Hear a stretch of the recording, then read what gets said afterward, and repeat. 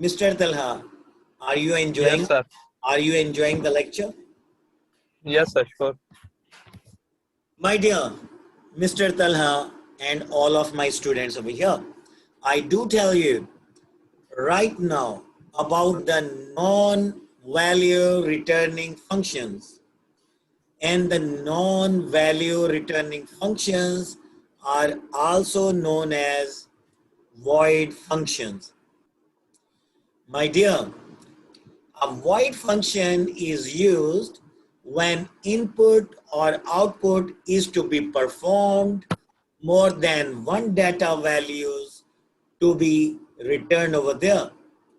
And a void function is called by using the function name and the argument list as a statement in the program. And I will tell you in detail over here. How will you call a function that one is a non-value returning function